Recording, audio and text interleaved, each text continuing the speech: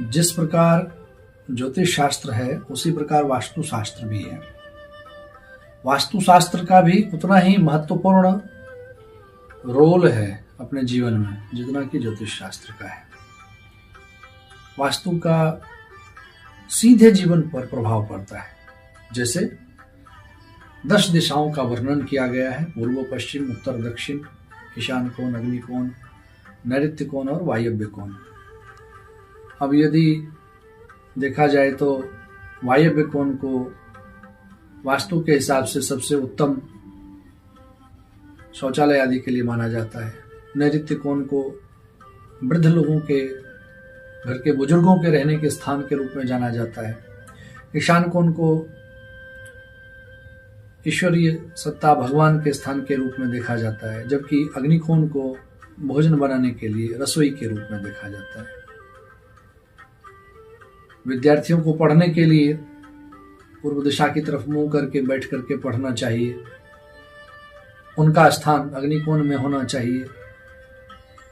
तो कई चीजें ऐसी है जो होनी चाहिए और नहीं होनी चाहिए, इस पर आधारित गणना है, जानकारियां हैं। इसमें भी बहुत ही सावधानी से योग्यता का परिचय देते हुए यदि कोई वास्तुशास्त्री मिले तो आप उनकी मदद लें और अपने घर के सुख शांति समृद्धि और जीवन को सफल बनाने में जो आवश्यकता है उसका सहयोग लें।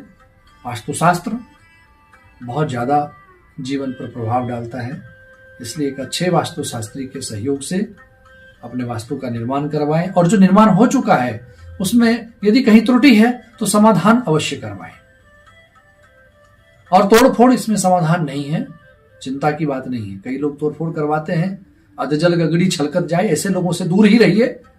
आसान से उपायों से भी वास्तु की समस्याओं का हल किया जा सकता है, निकाला जा सकता है। तो वास्तु हमारे जीवन पर सकारात्मक नकारात्मक दोनों ही प्रभाव छोड़ते हैं, दोनों ही प्रकार के प्रभाव छोड़ते हैं। और वास्तुशास्त्र मुझे लगता है कि बहुत ही गंभीर विषय है जिस पर लोगों का ध्यान बहुत कम जा रहा है, खासतौर से पाश्चात्यकरण के समय में, फ्लैट के सिस्टम में। लेकिन यदि कोई योग्य वास्तुशास्त्री है तो वह किसी भी परिस्थिति में आपको सही मार्गदर्शन करके सही दिशा प्रदान करता है। आशा करते हैं आप वास्तुशास्त्री को अपने जीवन में शामिल करेंगे, ठीक उसी तरह जैसे एक डॉक्टर, जैसे एक ज्योतिष, वैसे एक अच्छा वास्तुशास्त्री। हाँ, एक ज्योतिष और वास्तुशास्त्री प्रकांड विद्वान हो सकते हैं एक साथ, एक ही विषय, बल्कि 2 विषय के ज्ञाता एक ही व्यक्ति हो सकते हैं। शुभकामनाएं।